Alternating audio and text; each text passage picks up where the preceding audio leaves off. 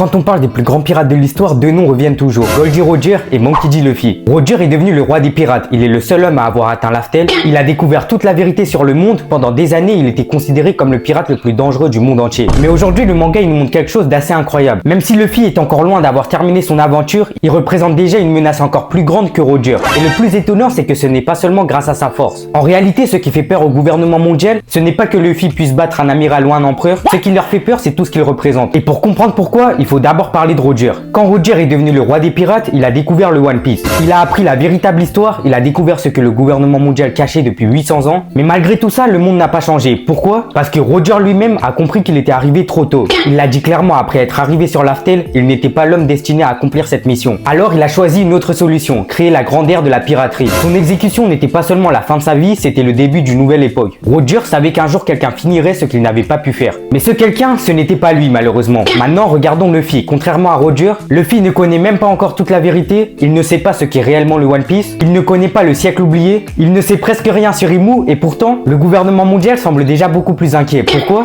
Parce que Luffy possède quelque chose que Roger n'avait encore jamais montré au monde, le pouvoir de Nika. Pendant des centaines d'années, le gouvernement mondial, il a essayé de récupérer ce fruit, mais ça a été sans succès. Le manga nous apprend même que ce fruit semblait toujours leur échapper, comme s'il possédait une volonté propre. Puis un jour, ce fruit est mangé par un enfant, Luffy. Au départ, tout le monde pense que c'est simplement le fruit du gom-gom. Mais pendant toute son aventure, le gouvernement cache sa véritable identité. Ce n'est qu'à Wano que la vérité éclate. Le Gomu Gomu no Mi n'a jamais existé. Son vrai nom est le Ito Ito no Mi modèle Nika. Et cette révélation, elle change complètement la place de Luffy dans le monde. Pourquoi? Parce que Nika n'est pas du tout un personnage comme les autres. Depuis des siècles, des esclaves priaient pour qu'ils viennent les libérer. Son nom, il est lié à la liberté, à la joie, et surtout à celui qui apporte le sourire aux autres. Lorsque Luffy réveille son fruit contre Kaido, les 5 doyens ils paniquent immédiatement, alors que Kaido est déjà l'un des pirates les plus puissants du monde. Alors pourquoi avoir plus peur du réveil de Luffy que de Kaido lui-même? La réponse elle est simple, Kaido il voulait dominer le monde, Luffy il peut la libérer. Et pour un gouvernement qui contrôle le monde depuis 800 ans, c'est bien plus dangereux. Mais ce n'est pas tout, depuis le début de One Piece, Luffy il fait tomber tout ce que le gouvernement il essaye de protéger. À Alabasta, il bat Crocodile, à Enies Lobby, il déclare ouvertement la guerre au gouvernement mondial en faisant brûler leur drapeau, à Impel Down, il provoque la plus grande évasion de l'histoire de la prison, à Marineford, il arrive à rentrer dans le quartier général de la marine alors que presque personne n'avait jamais encore osé le faire, à Dressrosa, il fait tomber Doflamingo, un dragon céleste,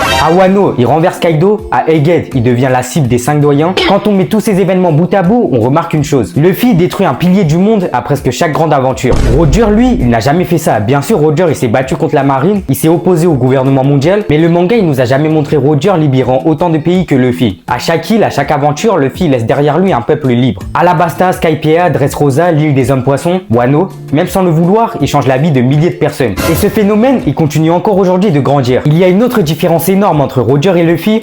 Roger il inspirait les pirates, Luffy il inspire tout le monde. Des pirates, des samouraïs, des géants, des anciens ennemis, des rois, des révolutionnaires, même des membres de la marine finissent par reconnaître ses qualités. Et c'est exactement ce que Mihawk remarque pendant la guerre de Marineford. Selon lui, le pouvoir le plus dangereux de Luffy n'est pas du tout son haki. Ce n'est pas son fruit du démon, c'est sa capacité à transformer les autres en alliés. Et cette phrase-là, elle est sûrement l'une des plus importantes du manga. Parce qu'elle nous explique pourquoi Luffy devient de plus en plus difficile à arrêter. Il ne gagne jamais seul, à chaque nouvelle aventure, son cercle d'alliés il devient beaucoup plus grand. Aujourd'hui, on peut regarder simplement les personnes qui sont prêtes à l'aider. Son équipage, la grande flotte, les anciens membres de Baroque Works, les guerriers de Wano, les Mink, les géants d'Elbaf qui lui sont favorables, Boa Hancock, les anciens prisonniers d'Impel Down, le royaume d'Alabasta, Dressrosa, l'île des hommes poissons, et ça continue encore, mais vas-y, j'ai la flemme de tout dire. Sans chercher à créer une armée, Luffy il en construit une naturellement. Parce que partout où il passe, il donne aux gens une raison de croire en nouveau à l'avenir. Mais ce qui rend Luffy encore plus dangereux, c'est qu'il ne cherche même pas le pouvoir. Il refuse de contrôler les autres, il refuse d'être un héros, il refuse de commander les gens, et pourtant, les gens, ils choisissent quand même de le suivre. C'est exactement le contraire d'un tyran. Et c'est justement ce genre de personnage qui peut faire tomber un régime tout entier. Parce qu'on ne peut pas empêcher les autres de croire en quelqu'un. Depuis Egghead, la situation elle est encore beaucoup plus grave pour le gouvernement mondial. Le monde entier commence à découvrir que quelque chose ne tourne pas rond. Le message de Vegapunk remet en question une partie de ce que le gouvernement cache depuis des siècles. Et au milieu de tout ça, qui est présent? Luffy, encore une fois. Comme si tous les plus grands secrets du monde finissaient toujours par le rejoindre. Et ça, ce n'est sûrement pas par hasard. Depuis le début de One Piece, Oda construit Luffy comme le personnage qui va finir ce que Roger n'a pas pu accomplir. Finalement, la vraie question n'est peut-être pas de savoir si Luffy est plus fort que Roger.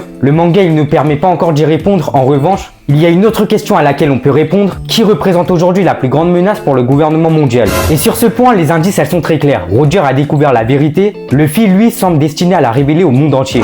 Roger a lancé une nouvelle époque. Luffy pourrait mettre fin à celle qui existe depuis 800 ans. Et c'est sûrement pour cette raison que même avant de trouver le One Piece, le gouvernement mondial le considère déjà comme l'homme le plus dangereux de son époque. Merci d'être resté jusque là, j'espère que tu as kiffé la vidéo. Si c'est le cas, pense à la liker, à t'abonner et surtout à activer la cloche de notification pour ne rien rater des prochaines vidéos. Dis-moi ce que toi t'en penses de tout ça en commentaire. Si Luffy est quelqu'un de beaucoup plus important que Roger, donne-moi toutes tes théories en commentaire, j'ai hâte de les lire. On se retrouve très bientôt pour de nouvelles vidéos. Au revoir.